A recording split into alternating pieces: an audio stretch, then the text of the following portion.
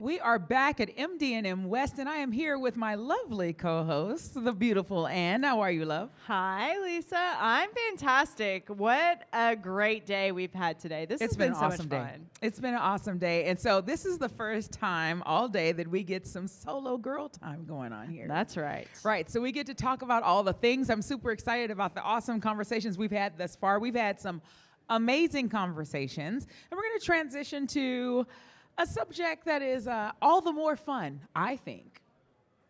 I think so too. And, it's a really powerful conversation, but really, we got to shout it out to all the amazing women in the house that make this industry run. Yeah, arms up for the estrogen. Who run the world? Who run the world? Girls. Yeah. That's right.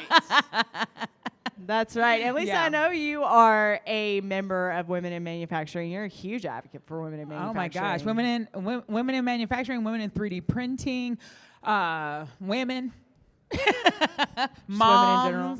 That's ladies. Right. Yeah, absolutely. Yeah. But a lot of questions that I receive when I'm doing the podcast and when I'm out at these events like this are tailored around the role and the impact that women have in the workforce. Yeah. And how do we attract more women into the workforce? And how do we get them more engaged and all of those things? And, there's definitely some powerful women out there that are rocking these types of events. Oh, yeah. That are doing great things. But, you were at a pretty executive level with your company.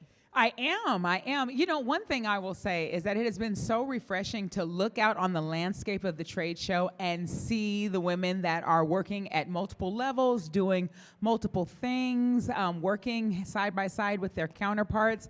Shout out to Hybrid Manufacturing Technologies. I have grown there and been with them almost 8 years. May will be 8 years that I've been with Hybrid, but been in manufacturing in some way, shape, or form for almost 30 years. And I am a benefactor of male allies who saw something in me and thought that I could do the job, and I've been doing it ever since. So shout out for all of our allies that see something in their female counterparts, and really encourage that and kind of push them forward.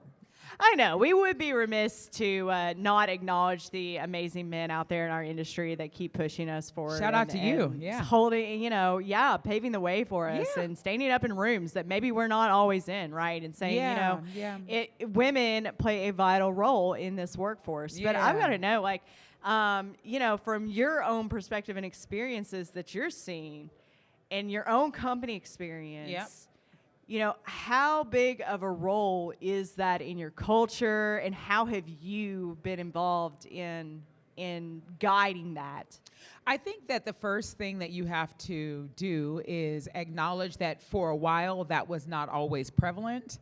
And I think what we've done is we've been leading with intention, not necessarily that you're giving someone preferential treatment, but that you are giving them consideration at equal levels, right?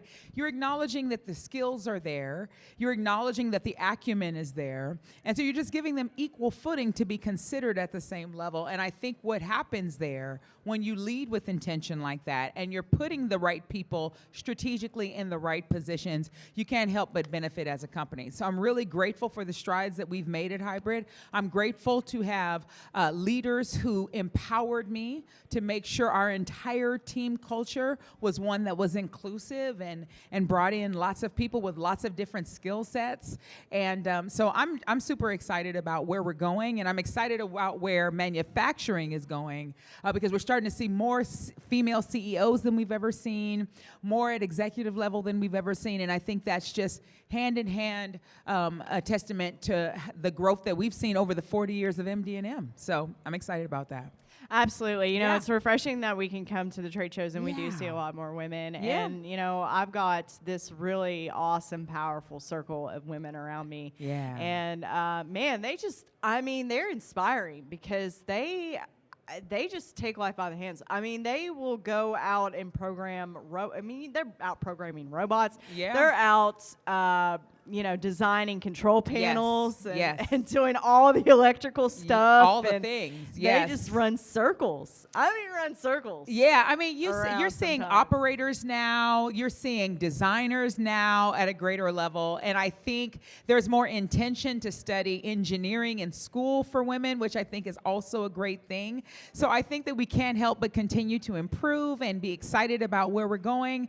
I think one of the things that kind of stands out to me, even in your own right, is more females in a realm where they're talking about manufacturing, even in media. That is a huge growth asset as well, because there used to only be representation of one voice, and we're seeing that evolve as well. So kudos to you for putting yourself in that space. Oh, well, thank you. I love this industry. I'm just passionate about it, and being around other women that are passionate like it. Yeah.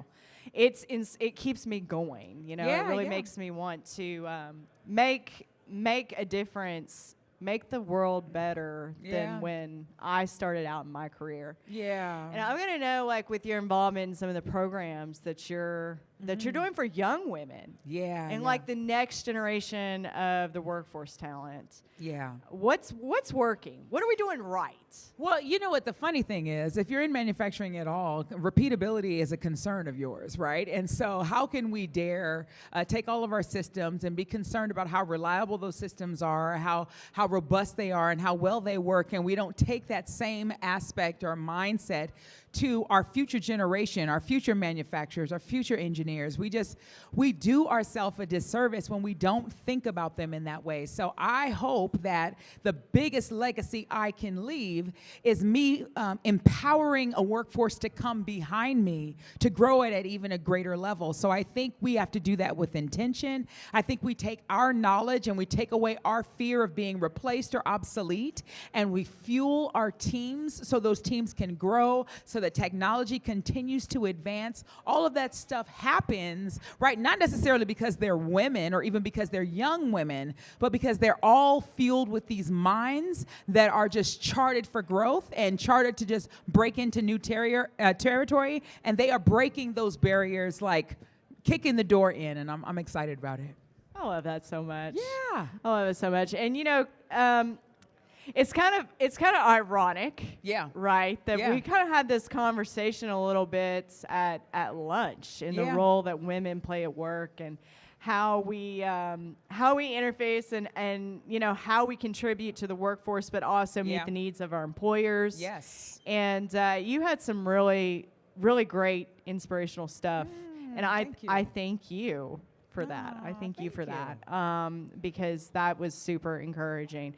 But for folks that are manufacturing today, maybe they're out on the floor, maybe they're listening to this conversation, what are some takeaways for you or from your perspective on how they can implement best practices to grow and encourage their pipeline?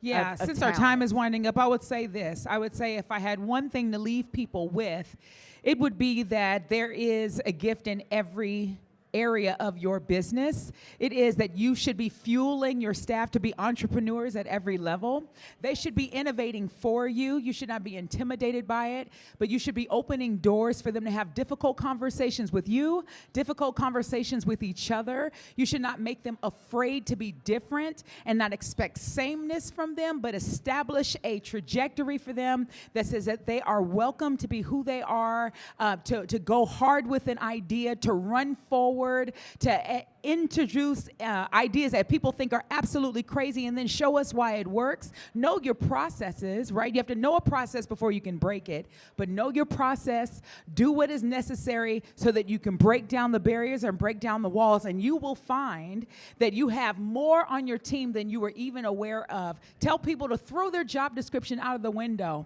and do what you think is awesome and what advances your company, because I think you will find that your employees do want to do a great job for you. They just haven't been invited to do it. I love that so much. Yeah. Oh my gosh, mic drop. Yeah. Mic drop. Did I do it in a minute? Well, listen, I'm super excited that we had this conversation. Thank you so much for joining me. And I'm looking forward to your next interview. We got another interview with Ann coming up.